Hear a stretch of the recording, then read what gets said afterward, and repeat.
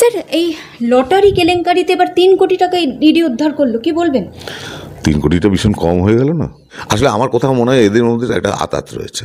তা নাহলে ইডি, রাজ্যের পুলিশ প্রশাসন এরা জানতেন না এটা হতে পারে কখনো? এগুলো সমস্তটা প্রহসন, মানুষ, গরিব মানুষের টাকা নিয়ে ছিনিবিনি করা হচ্ছে। শুধু অনুব্রত মণ্ডল নয়, অভিষেক বন্দ্যোপাধ্যায়েরও নাম চলে আসছে এই লটারি কেলেঙ্কারিতে। তো যদি রাজ্যের প্রাক্তন শিক্ষামন্ত্রী যদি জেলে থাকতে পারেন, হ্যাঁ, খাদ্যমন্ত্রী যদি জেলে থাকতে পারেন, অনেকেরই নাম আসতে পারে। এটাতে অবাক হওয়ার কিছু নেই, কারণ আমরা এগুলোতে অভ্যস্ত হয়ে গেছি বাঙালিরা।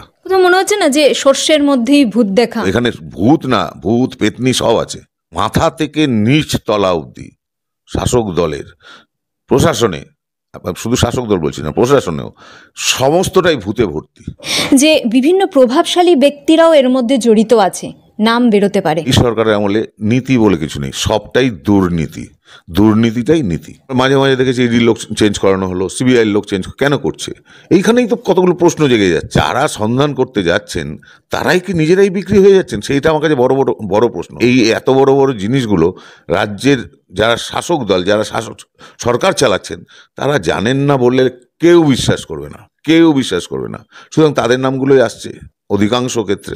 মনে হচ্ছে যে কালো বাজারি কি করে কালো টাকা সাদা করার একটা প্রচেষ্টা। এইগুলো তো কালো টাকারও নয়, এগুলো বাটপাড়ির টাকা।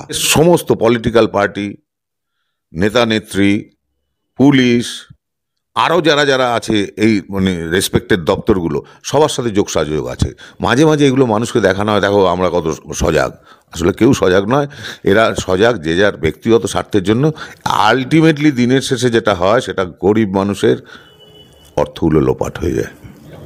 রাজ্যে ট্যাব কেলেঙ্কারির সাথে সাথে আরও একটি বিষয় যেটি এখন মাথাচাড়া দিয়ে উঠেছে, সেটা হলো লটারি কেলেঙ্কারি। ইতিমধ্যেই শহরের 7টি জায়গায় তল্লাশি চালিয়ে ইডি প্রায় 3 কোটি টাকার ওপর উদ্ধার করেছে। আমরা এর আগেও দেখেছি যে এই ট্যাব কেলেঙ্কারি যেমন সামনে এসছে, তেমন লটারি কেলেঙ্কারিও কিন্তু এর আগে অনেকবারই সামনে এসছে। আমার সঙ্গে রয়েছেন বিশিষ্ট শিল্পী সমী রায়, স্যারের সাথে কথা বলে নেব। স্যার, এই লটারি কেলেঙ্কারিতে এবার 3 কোটি টাকা ইডি উদ্ধার করলো, কি বলবেন? 3 কোটিটা ভীষণ কম হয়ে গেল না? আমার তো তাই মনে হচ্ছে। আর প্রথম কথা আমার যেটা মনে হয়, ইডি কতটা উদ্ধার করলো এগুলো নিয়ে আর এখন আমরা বাঙালিরা আর চিন্তিত নই। কারণ এরা বলে উদ্ধার করলো, তারপরে দেখা যায় কাউকে দোষী সাব্যস্ত করতে পারছে না, কোনো এভিডেন্স দিতে পারছে না। এটা একটা খেলা দাঁড়িয়েছে যে ইডি ছুটছে, আমরা দেখছি রান করছে। মানে অনেকটা তুমি ওয়ান ডে মতো, বা তুমি ধরো একটা তুমি অ্যানিমেশন ফিল্ম দেখছো, বাঘটা তাড়া করেছে, হরিণটা দৌড়চ্ছে, এই ইডি তাড়া করছে, কখনো ঝোপের মধ্যে লুকোচ্ছে, এইগুলো হয়ে গেছে।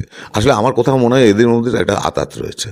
তা নাহলে ইডি, রাজ্যের পুলিশ প্রশাসন এরা জানতেন না এটা হতে পারে কখনো? এই যে লটারির কেলেঙ্কারিটা, এটা দীর্ঘদিন ধরে হয়ে আসছে।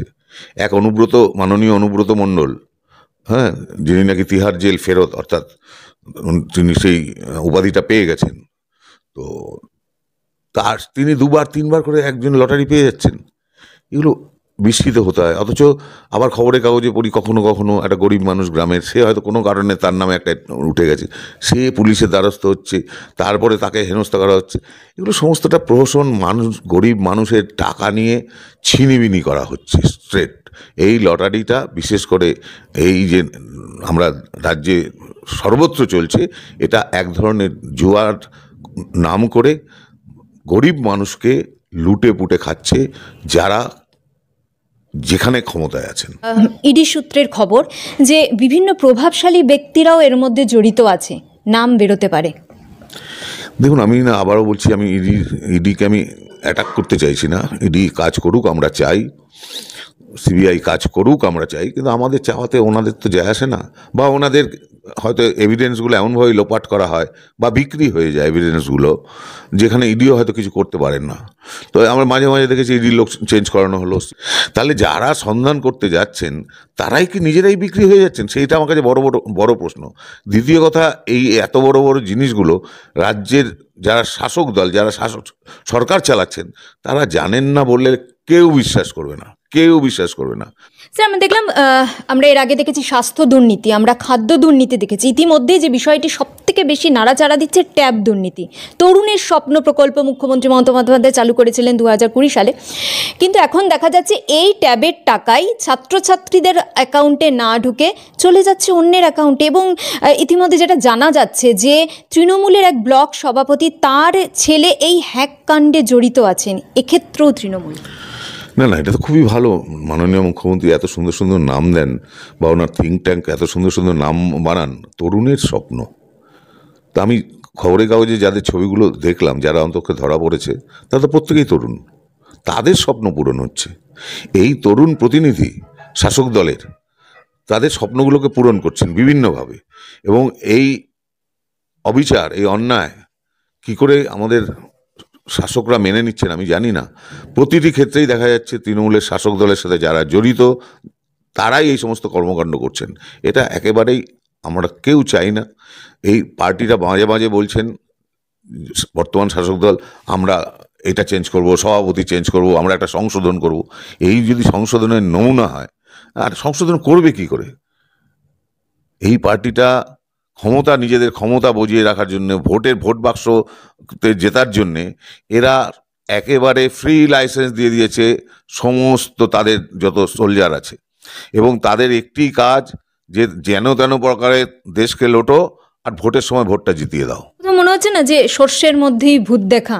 মানে রাজ্য পুলিশ এতদিন জানতেন না যে টাকা আবার বিহারে পাচার হয়ে যাচ্ছে?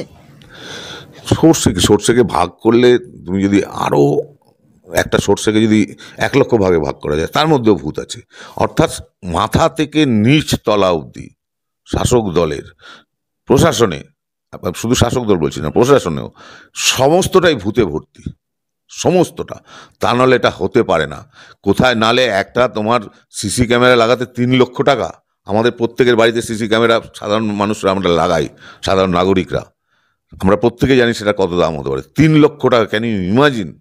তো এখানে ভূত না, ভূত পেতনি সব আছে।